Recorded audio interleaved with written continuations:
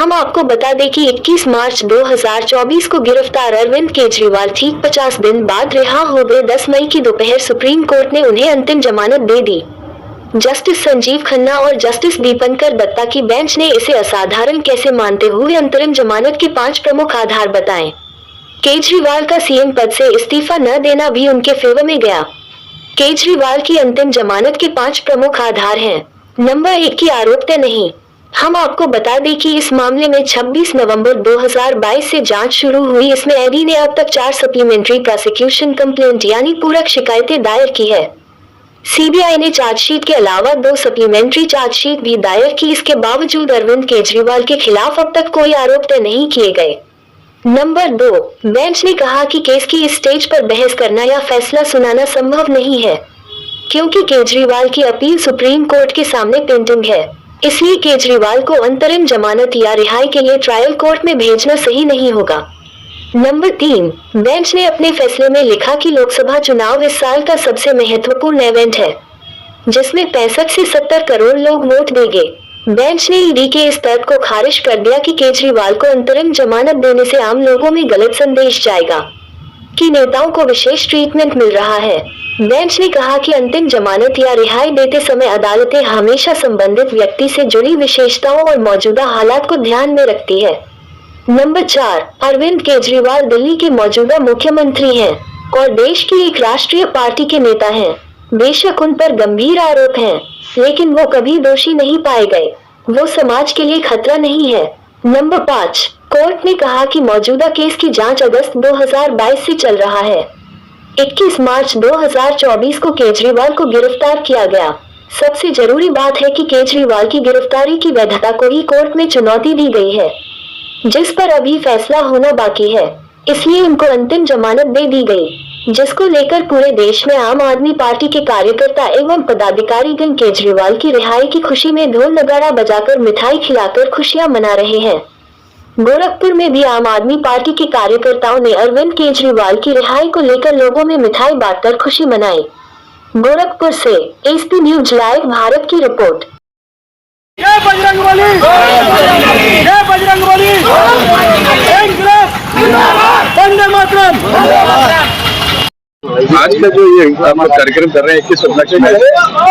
देखिए, कल supreme court में बहुत बड़ा फैसला आया है, जिसके तहत आम आदमी पार्टी के राष्ट्रीय संयोजक और दिल्ली के लोकप्रिय मुख्यमंत्री अरविंद केजरीवाल जी को जमानत मिली है। एक ऐसे मुकदमे से जमानत मिली है, एक ऐसे एलिगेशन से ये उनको जमानत मिली है जो कि काल्पनिक है, जो धरातल पे कुछ भी नहीं है।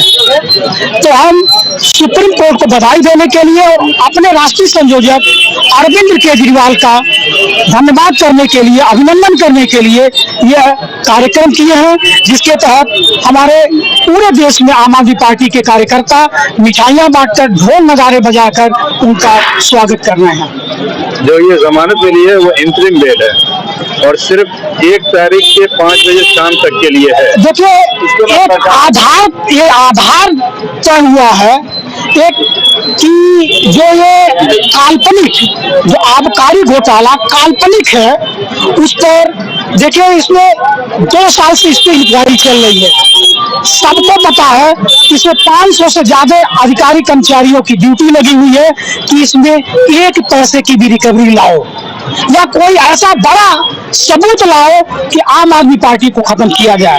लेकिन 2 साल से इन्होंने सारा ईडी चोटी लगा दिया, लेकिन इसमें आम आदमी पार्टी के शीर्ष 4 नेताओं को भी जेल में डाले, लेकिन कहीं से भी 5 पैसे की रिकवरी हुई।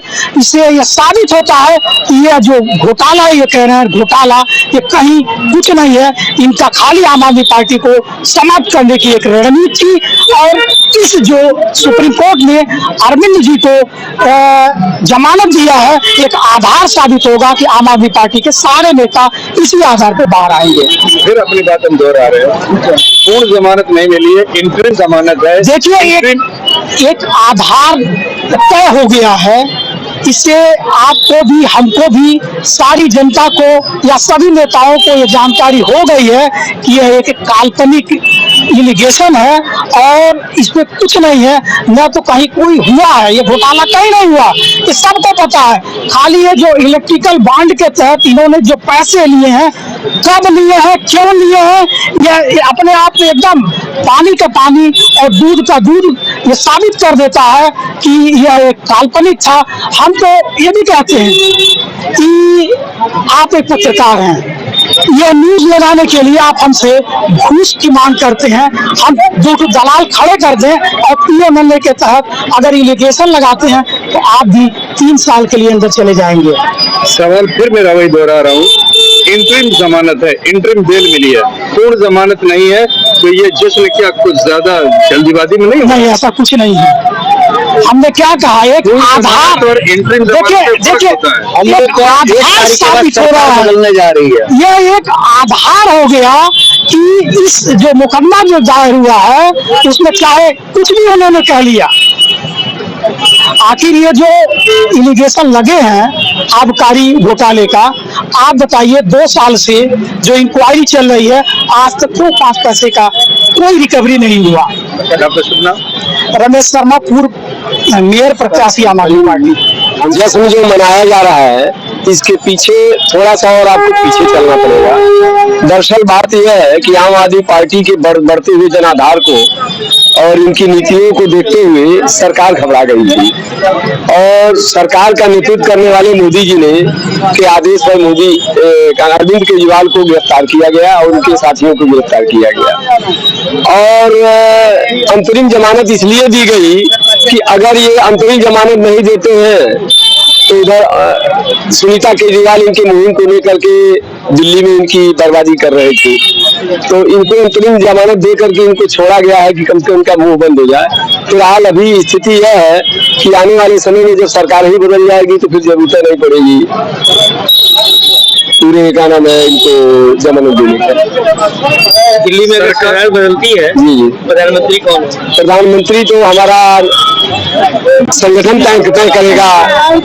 आम आदमी पार्टी से होगा? नहीं, किसी से भी हो सकता है, किसी भी हो सकता है, इंडिया गठबंधन से हो सकता है। इंडिया गठबंधन की आप बात कर रहे हैं, तो अगर पंजाब की बात करें जी तो पंजाब में आप अलग अलग लड़ रहे हैं, कांग्रेस वहाँ अलग लड़ रही है। सर, मैं दिल्ली में भी अलग लड़ रहा हूँ, दिल्ली और पंजाब दोनों में हम लड़ रहे हैं अलग। दरअसल जो आदमी जहाँ से निकलने वाला है, दिल्ली में जिस सीटों पर लड़ रहे हैं उस सीटों पे आम आदमी ने केवल एक सीट पर समझ लीजिए वो क्या नाम है, वो क्या नाम है जिस पर वो मनोज तिवारी लड़ रहे हैं उसी पर केवल उनको क्या नाम है कन्हैया कुमार को लड़ाया गया है, बल्कि सारी सीटें आम आदमी पार्टी लड़ रही है। फिर ये गठबंधन का मतलब नहीं, गठबंधन का मतलब जो जहाँ से निकलने लायक है वहाँ उसको हम लोगों ने सीट दिया है।